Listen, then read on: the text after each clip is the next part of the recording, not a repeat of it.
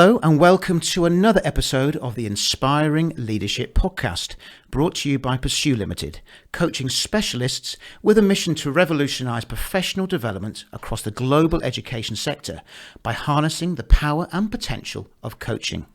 My name is Nicholas Mackay, professional certified coach and director of Pursue, and I'm going to be your host as we aim to bring you some of the best thinking in education and beyond, getting insights into inspiring leadership. In this series, we are proud to once again be in partnership with Independent School Management Plus and International School Magazine, the leading authority and voice for professionals in independent and international education worldwide. And if you'd like to watch the video of today's podcast, please head over to schoolmanagementplus.com. So let's get on with today's episode, and I'm delighted to welcome Chandini Misra, who is the head of senior school at Repton School Al Barsha, Dubai. Chandini read chemistry at Keble College, University of Oxford, before venturing into a career in broadcast journalism at BBC News 24 and later teaching. Her leadership experience began in inner city contexts in the UK and later incorporated the competitive international school landscape of Dubai. Chandini remains a STEM enthusiast, and alongside strong academics, she believes in the power of harnessing students' enthusiasm through positive relationships, inspirational teaching, and an enriched curriculum. Chandini, thank you so much for joining me today from Dubai. Thank you, Nicholas. I'm delighted to be here. Thank you for having me. No problem at all. And I've been wanting to get you on the pod for a while now, Chandini. And as we spoke about before, we've had a bit of a break from doing the podcast. So I'm delighted that you can come on. And just before we kick off, we had a quick chat around Chandini, didn't we? And what it means, I suppose, in terms of the translation. So do you want to I thought that was really interesting. Maybe have a little chat about that. Yeah, so Chandani means moonlight. It's a Hindi word. I was born in India, so my parents actually named me after a Bollywood film. And quite often, if I meet anyone from India, they will ask me straight away, "Chandni, is that after the film?" Yes, it is after the famous movie called Chandani that was released the year that I was born. But yes, it does mean moonlight. I know it can stump quite a few people in terms of pronunciation. I've heard lots of different variations of the name, but yes, Chandani. Chandini, me included. So really interesting to sort of unpick a little bit about your journey, Chandini, into where you currently are. So one thing that jumped out at me when we had an initial chat was that journalism experience for BBC News 24. So just take us through a little bit about that experience. Oh, I had a great time. I've been very fortunate in really enjoying every job that I've done, but I've now found the best one in the world. I studied a chemistry degree at university because I loved maths and science, and I had very inspirational teachers, and went from an all-girls school to finding myself the only girl in my cohort at my college studying chemistry. So that was quite a challenge. And during my degree, loved getting involved in the practical side of the course. Really enjoyed the physical chemistry and the maths. But during that time, got interested in the student radio station. So I used to newsread on the student radio station. That just became a bit of a passion project of mine. And then I later worked as an intern with BBC News 24. Loved it. It was nowhere near as glamorous as it might sound. Lots of umbrella holding, lots of making coffees, lots of long hours, but really enjoyed it. Really did enjoy it. And when the BBC relocated their headquarters to Salford, I started to pursue other journalism jobs in London. At the time, having just got engaged, I wanted to stay in the city. And I started to think about what could fit nicely into a year that would allow me to look for another broadcast journalism role. And teacher training seemed to fit very nicely into 1 year. And I then thought, if I'm going to teach, I want to have as much impact as possible. So I chose a school in Tower Hamlets, a large Teach First cohort in that school, and absolutely fell in love. I still remember the deputy head teacher took me around on a tour, and we walked past the year 11 class in a lab. And he said, "Do you know anything about chemical equilibria?" I was like, yeah, I know a bit about chemical equilibrium. And he's like, here you go, off you go. Can you teach these year 11s a bit about it? So that was it. And I went into that classroom and I talked to them about the fact that teenagers would oppose any change that was imposed upon them in the same way that a system might. And something just clicked in that classroom, and I knew that this is what I wanted to do. And as I pursued my teacher training, boy, was it hard. It was very challenging. I learned a huge amount, fantastic team of teachers in that school. I mean, it underwent huge amounts of improvement, rapid improvement. But partway through my training, I turned to my husband one evening and I said, this is it.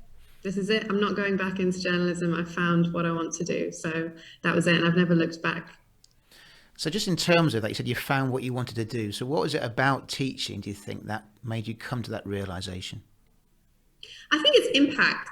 You can have a conversation with one student and you can see the impact of it and feel the impact of it very, very quickly. And there's a lot of roles that have incredible amounts of impact too, but there's something about that immediate connection and in feeling the immediate impact of what you're doing.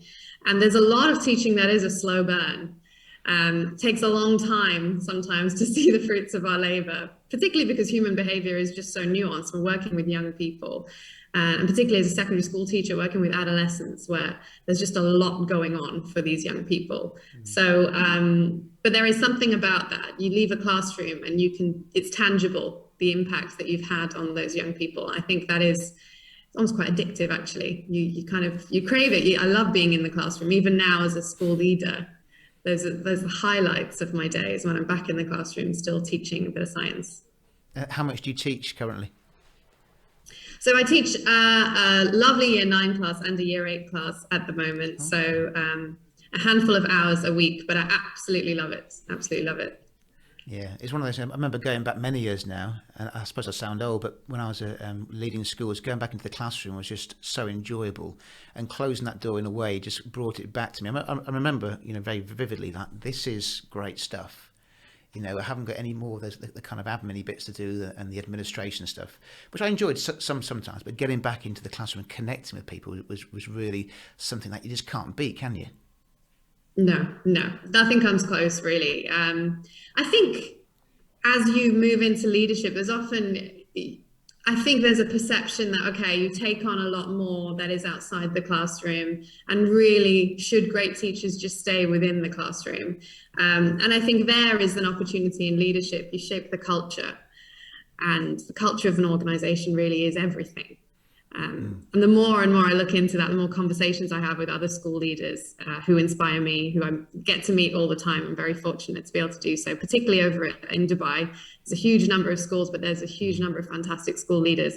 And culture really is everything. It's not just something that leaders shape. It's everything in an organization, in a school.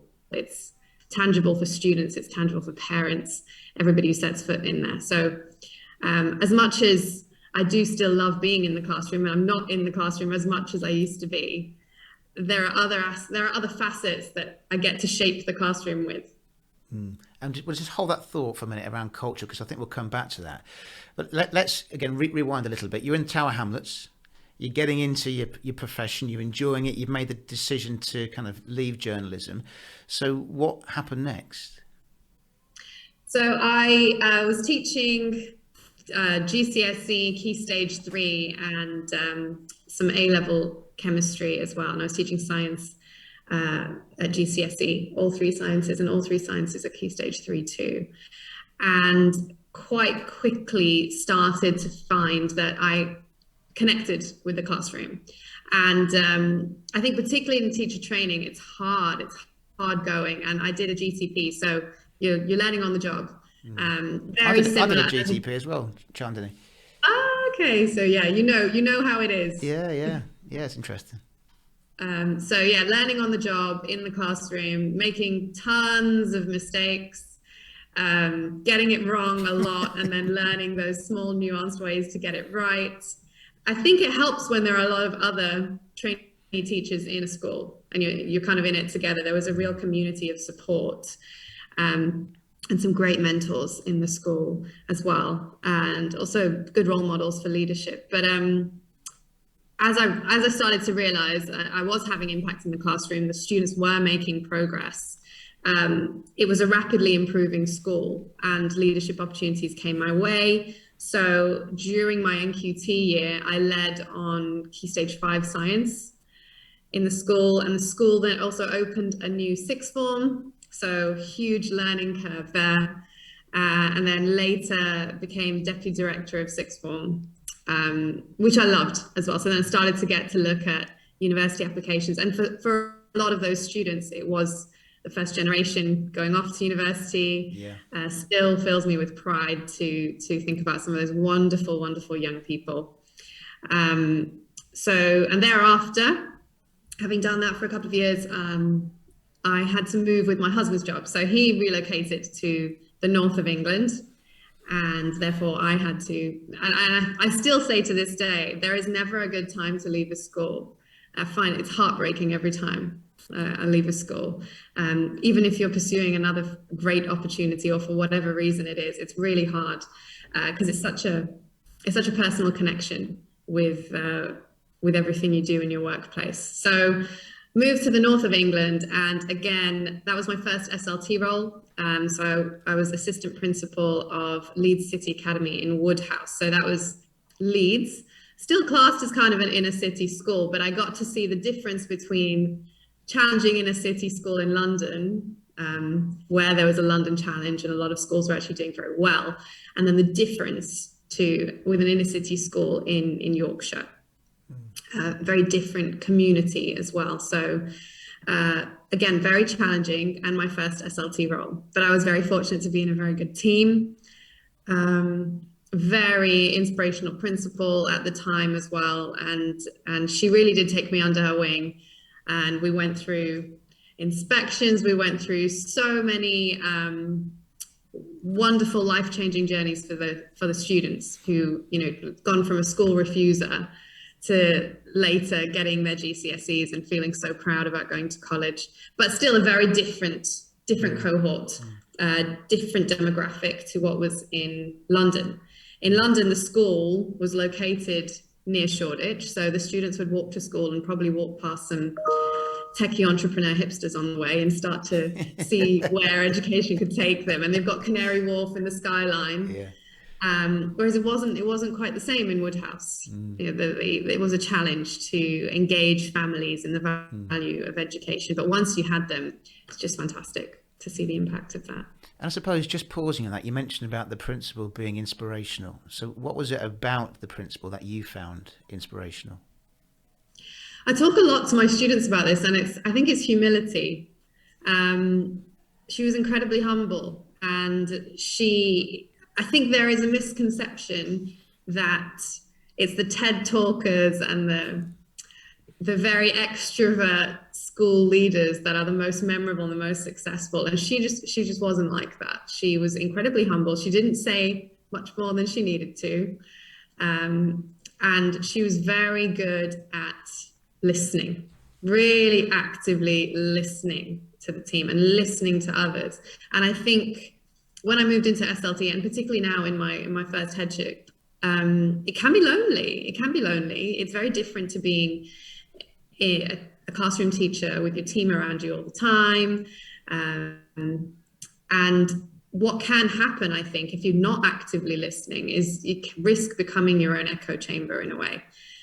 So if you really want the buy-in and to have a positive culture, then I think that active listening is really important, and humility is required for that, because we don't have all the answers. We have to look to others. We have to have conversations that allow us to be innovative with solutions.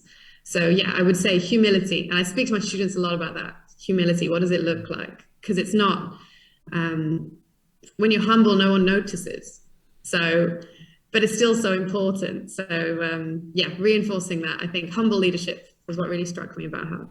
So what does being humble look like then to you?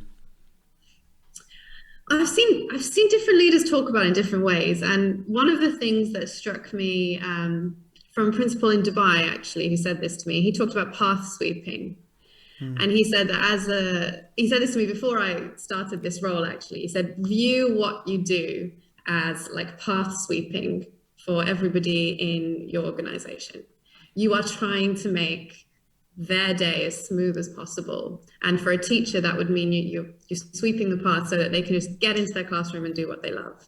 For students, you're sweeping the path so that they're not carrying lots of unnecessary, potentially emotional burdens. You're trying to ease that for them so that once they're in the classroom, what they can focus on is their learning and their love of the subject. So I think path sweeping, because it's not a showman's job, but it's very important. So I would describe it in that sense. It's path sweeping for everybody in the organization. I think that's humble leadership.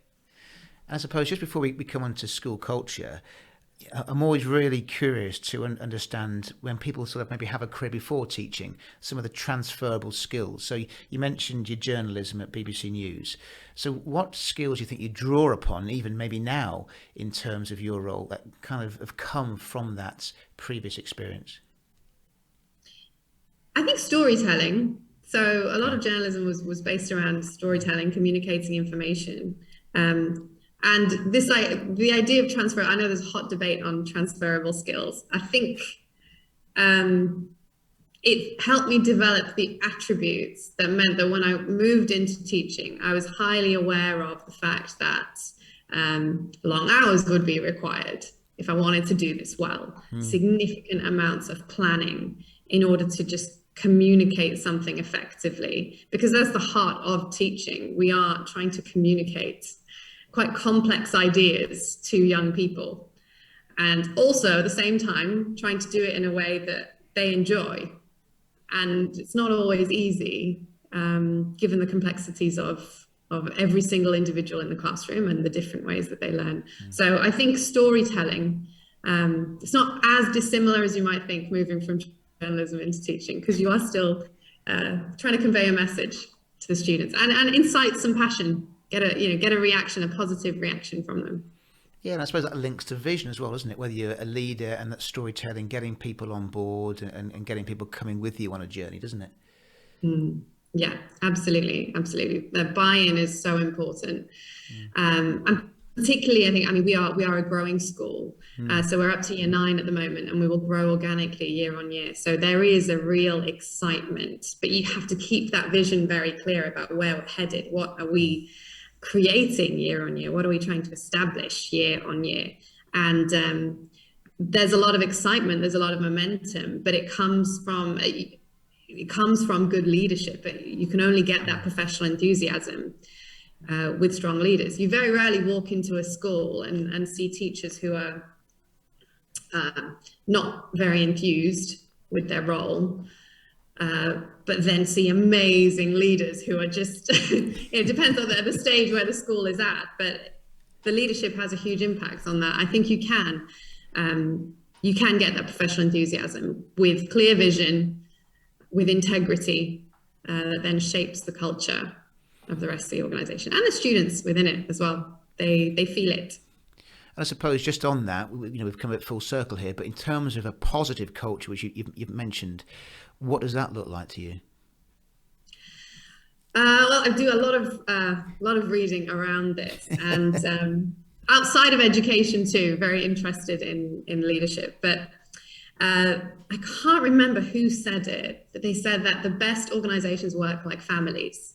And I think that's true, because you have each other's back, you support each other, but you know that there will be times when you need to have a challenging conversation. But you have each other's best interests at heart. And I think that's how I try to view and shape the culture in the school. And there is a strong sense of community when you walk into a school. You can feel it. Yeah. And it's one of the things I love hearing visitors when they come and see us say is there is real strong sense of community in this school. And that has to be palpable amongst leadership, amongst the teaching staff, amongst the students, that everybody has their best interests at heart. And if that means we have to challenge each other and have conversations, then so be it. But we're actively listening, we're actively supporting each other. And we work with integrity. And I think part of that is also being vulnerable. This is my first headship, and I will openly say it's challenging. It's really hard. You're faced so much, and I know school leaders are across the globe at the moment, with difficult decisions, and you have to go with it, and you have to be open to the fact that you might make mistakes. But when you do that, and when your staff see that you have that humility, I know I'll come back to humility now, but then I think they're more likely to buy into you. So in terms, you've been very honest about the fact that, very new head. So how's it going? It's great. No, I absolutely love it. I'm learning a huge amount. I'm fortunate to have a fantastic team of governors who are very, very supportive, but exactly in the way that I mentioned, it's like a family, challenge me. And I have a school principal who's very much like a mentor to me as well. And the relationships I've built in Dubai, even from my previous school, which was Jumeirah College, I'm still very, very close to that school, very close to every school I've worked at, really. I'm still in touch, still love to know what's going on. But I think it's really important to have experienced leaders around you that you can go to. And sometimes it even helps when they're not in your context, which is why I think coaching is also really, really valuable. Because, as I said, it can be lonely, and sometimes you just need to talk to somebody who's not involved, who's not inside and in the situation, just to debrief, and then suddenly something makes sense and it clicks. So I'm fortunate in that, the leadership at Jumeirah College and the school leaders that really inspired me there still remain very, very close to me. I still go to them for questions and advice. And I'm very open to admit that I don't have those answers. I'm learning so much so quickly, but I think that is headship. You kind of, there's the question, isn't there? Are they ready? A lot of people say, are they ready for this stage? Are they ready for SLT? Are they ready for middle leadership? I don't think anyone really ever is. You can't pinpoint when somebody is. There's an element of you've got to go with it sometimes, and you've just got to learn and be open to learning and keep learning. So I suppose in terms of things, maybe two really salient things that you've learnt from your first headship, and maybe in a short amount of time, what would they be? Okay, so I think one of the things that was very different from other leadership roles and headship is I've learned very quickly not to have an answer. And I think particularly being a bit of an insecure overachiever all through school and university, I have this burning need to have the answer. And particularly doing a quant degree, there is a right answer to the problem.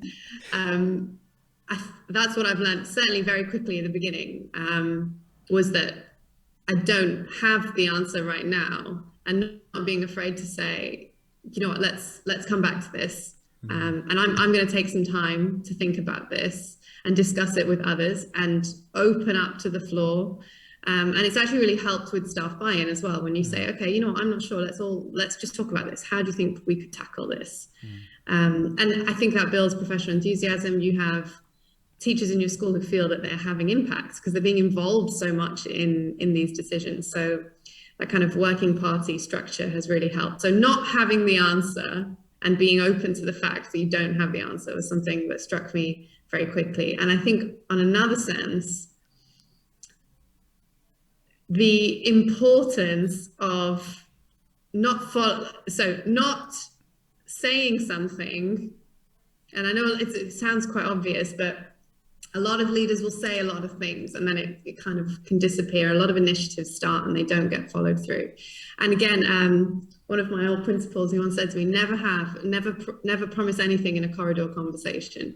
So never walk, and he said to anybody, regardless who it is, even if it's a parent who wants you to, and you say, yes, I'll do that, because inevitably you're going to end up juggling so many things. And the minute that a small thing that you have said is not acted upon, there goes your integrity.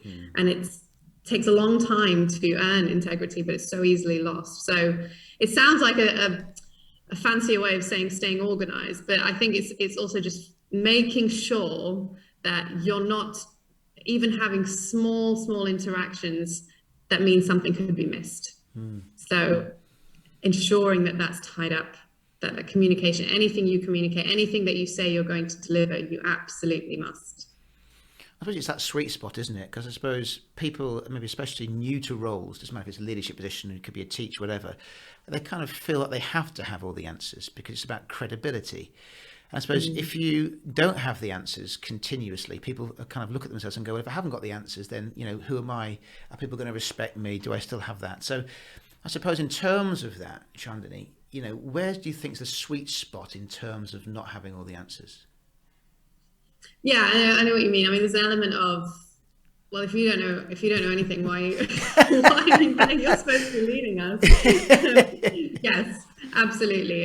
And I think there is the swan analogy as well of leadership, isn't there? You're the swan and you're paddling furiously under the surface because you need to ensure that everybody who is looking to you feels that sense of calmness and reassurance that you are there and you're steering the ship, sort of thing. So it's not about saying I have absolutely no idea, but it's being open to the idea that we all make mistakes, but also that sometimes there isn't a right answer. So let's try something. What do you think about this?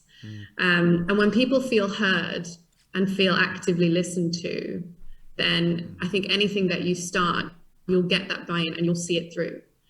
There's a danger in that. And I think also it's not just leaders. I think the whole kind of psyche around success, we've come a really long way, because certainly when I grew up, I had this perception that my parents had all the answers.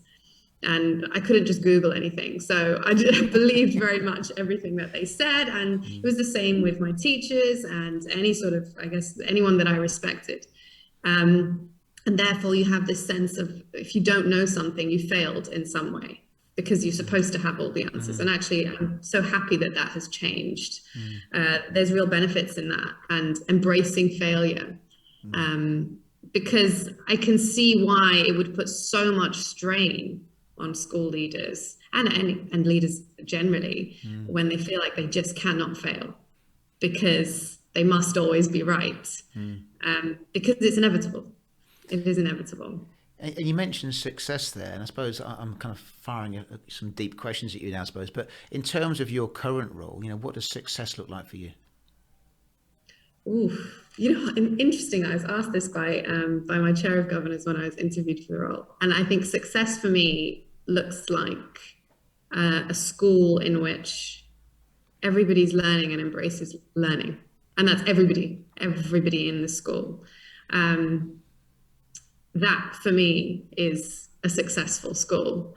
And I know there are other metrics, there are other KPIs that would more quantifiably explain what a successful school is, but culture, as I said, is everything, and that's a very big part of the culture.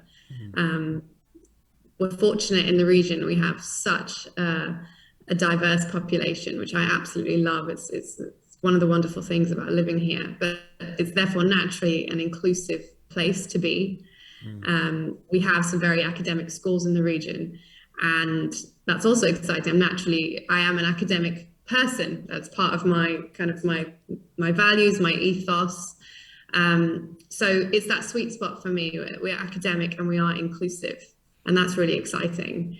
I remember when I left the kind of schools that I was teaching in the UK, and I thought, how am I ever going to find something like this when I move to the UAE? And again, we moved to the UAE with my husband's job.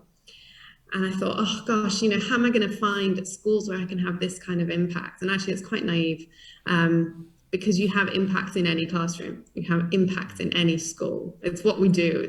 It's our craft to have that lasting impact on young people.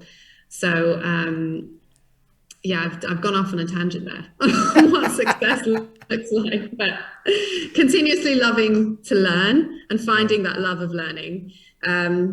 And, away from the Ken Robinson debate of what is the purpose of schools, the purpose of education, now that information is so accessible to young people. And I think we have to tread very carefully around that, because yes, information is very accessible, but guidance is also very important with that information, and encouraging the challenging and the questioning of the information that is accessible is incredibly important.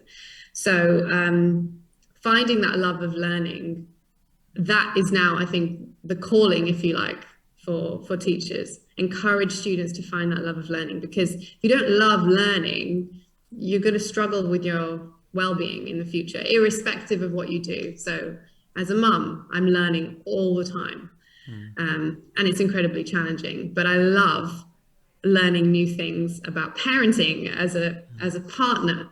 You're learning all the time. So it's not just about sort of, oh, well, how is this going to help me in my future job, my future career? Loving to learn actually gives you a really good state of well-being, because it's something that we're all going to do in life, irrespective of the walk of life that we choose. It's interesting what you say there, Chandini, around other bits outside of your work. And I think in terms of organisational evolution, I think very much now it's around that wholeness, isn't it? That wholeness piece. And I think the pandemic's brought that back even more. And I've said on previous podcasts, I coach people all over the world, and that's kind of developed through the pandemic in terms of not face-to-face, but online. And you've had a portal into people's lives that you'd never have seen previously. And I think people are now coming to work, and they're coming to school, and this includes parents and students wanting to bring themselves and not necessarily be, say, shoehorned into a certain way of doing things. And I'd maybe be curious, have you found any change since kind of in the last year or so in the outlook or maybe the values of staff, parents, or your community around that? Yes, definitely. I mean, I've seen teachers upskill so quickly and rise to the challenge of, okay, we're going to take a school building away and we're going to teach from home. And a lot of these teachers, a lot of teachers don't just have a straightforward place to work from home, because it's never been a profession that anybody's been able to work from home and do. And we did it. And we're teaching from home, and students are still learning, students are still making progress. So it is really quite remarkable the way that teachers went on that journey. But it came with its challenges. And I think isolation was very, very real. Huge amounts of anxiety going on in a global pandemic for students and for staff. And then we find ourselves coming back into a school community, but there's still a lot of restrictions. So everyone's excited to come back, but then we're still treading incredibly carefully around the school in terms of what we can and can't do. So I think what I've noticed for staff and students was challenges with confidence. Confidence took a knock because we were in a bit of unknown territory in terms of online teaching, but students are also in completely new territory in terms of online learning. And although they are far more adept and digitally literate and learning digital literacy skills faster than we are, I'm struggling to keep up with some of the young people that I teach, but it still can take a knock on your confidence, because it's not the same as having a conversation in person. We've all seen that now. We miss that human connection. But it's one of the things I'm looking at now is teaching confidence. Confidence can be taught. And I've seen teachers do it. I've seen leaders do it. I've seen parents do it. I've seen coaches do it, because it comes from inspiration, it comes from challenges, and it comes from a sense of community. And that's what really was missing. Community was certainly very challenging to establish in online learning. Challenges perhaps can be, you could still find a way around. But inspiration also becomes hard, because trying to inspire somebody through, I suppose we're doing it now through a Zoom conversation, is not quite the same as it's not inspirational at all. Doing it in person. Yeah, no, I totally understand what you're saying, and I think I totally agree. Actually, I mean, in terms of the work that I'm doing with schools, the amount of schools now are saying, look, we could do it virtually, but staff don't want that. We need to have that connection with people. We need to have that kind of energy around something. because it just needs to go to the next stage. As you said there, it's about, I suppose, connecting with people and building those relationships and that confidence that comes from that in terms of taking things forward. Yeah, definitely. And confidence is really important, I think, for young people, but not just, and again, it's not the stereotype of the fantastic public speaker who has loads of confidence and who can stand up in large assemblies. It's inner confidence, which means you make informed decisions. And again, it requires confidence to say, I don't have all the answers. And so I think it's a really important thing to build on, and something that has taken a knock. So we are seeing that, and getting back into school, being back in a room with students, being back in a room with staff, I think we'll see an exponential increase in that again. I think that's one of the things that is hard to do digitally. But if anything, the pandemic has taught us the value of that sense of community, a school community. And I think it's opened the world's eyes to our jobs as teachers. We suddenly, we have parents looking at what we do at home, seeing the challenges, and that's been tough on teachers. We're having to change that whole context, teach online with students who are also very new to it. So yeah, it's very exciting to be back in school. But now, having learned what we have, there's an incredible opportunity to also change and enhance what we can do in schools, because now we can connect with people in a different time zone, as we are doing right now, which wouldn't have previously been possible, or it may have been, but we hadn't looked at it in this way. It wasn't such a norm. So I think that's great. And that's something that we will gradually over time see more and more, the reach that we can have as educators, as leaders. I think that's really exciting, the networking that allows for, and therefore the learning that it allows for. And it's really, really interesting. And we had a quick chat before we came on air, didn't we, around questions that you get asked maybe around that. So in terms of your role, you're pretty new to post. There's been a lot of flux around education, as you said. So what are some of the questions and maybe the queries that you get asked on a daily basis? So I get asked a lot about my own leadership journey, and I'm always very happy to explain. Oh really? Who asked you that? A lot of parents, actually. Oh, a lot of parents are very interested. And I guess it's natural. As a school leader, people want to know about you, because you shape so much of the culture, as we said. And being authentic to self. So, I'm very happy to talk about changes in career, because careers are more and more fluid. And I want students to have the confidence to know that your degree doesn't define you, your grades don't define you. There's so much more to that. And in fact, even having studied at the University of Oxford and going through that process, I had an absolutely amazing time, learned a huge amount. It was very, very tough. But this idea that it's a magical degree that will open any set of doors for you, it's not the case. You still have to prove yourself.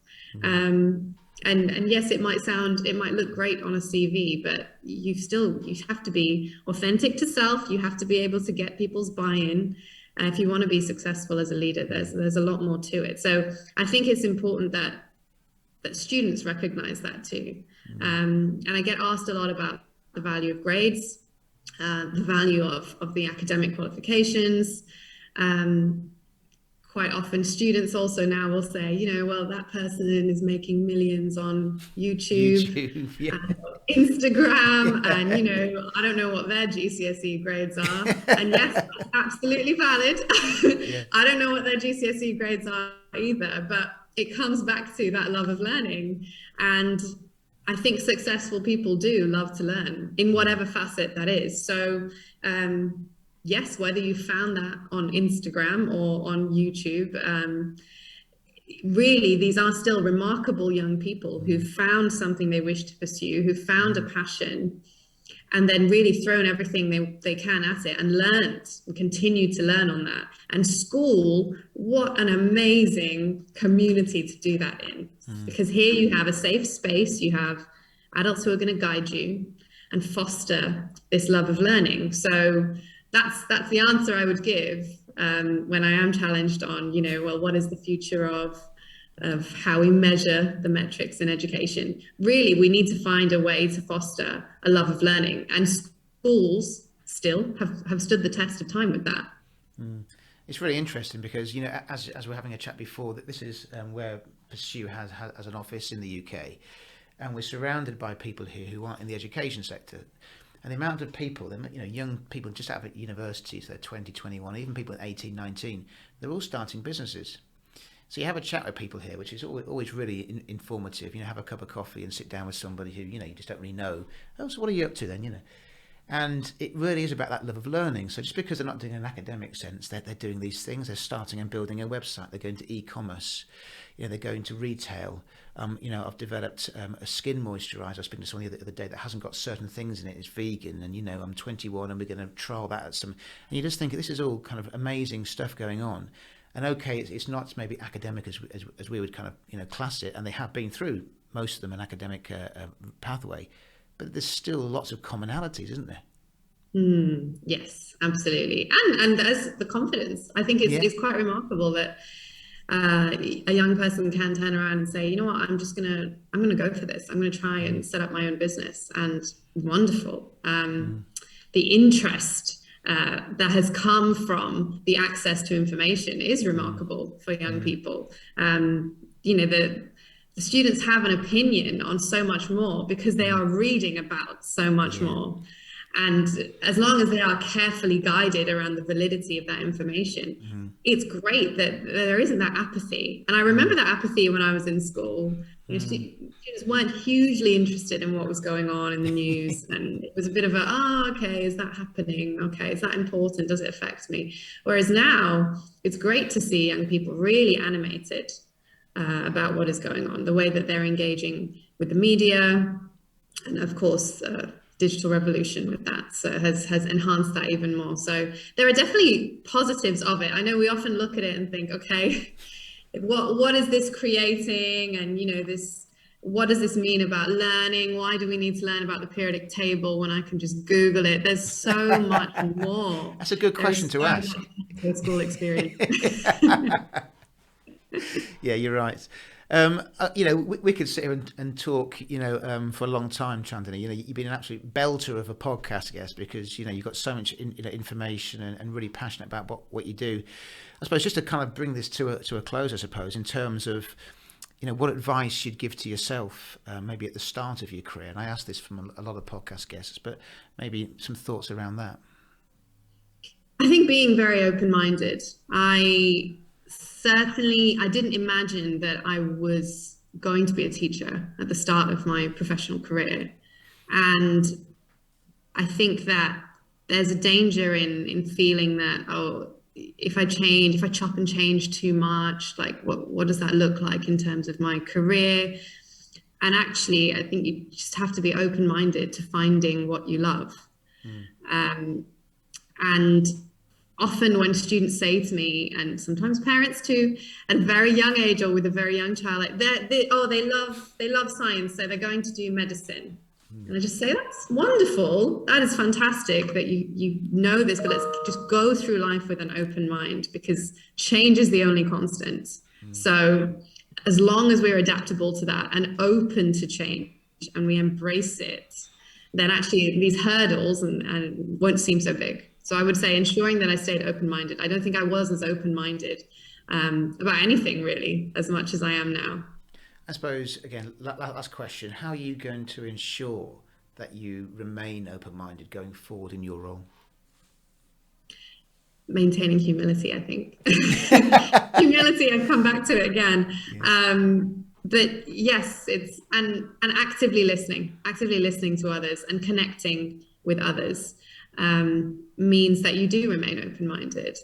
And I think, again, it's one of the brilliant things that the pandemic has allowed us to connect with so many people people that we wouldn't normally be able to connect with because we're physically too far away. But I think that naturally makes you more open-minded because you're open and you're hearing so many different ideas and different opinions on things. So, and I think that makes you humble because you're not the lone correct voice. What is the lone correct voice on these things anymore? So, yeah, I think it comes back to humility. Stay humble, stay open-minded.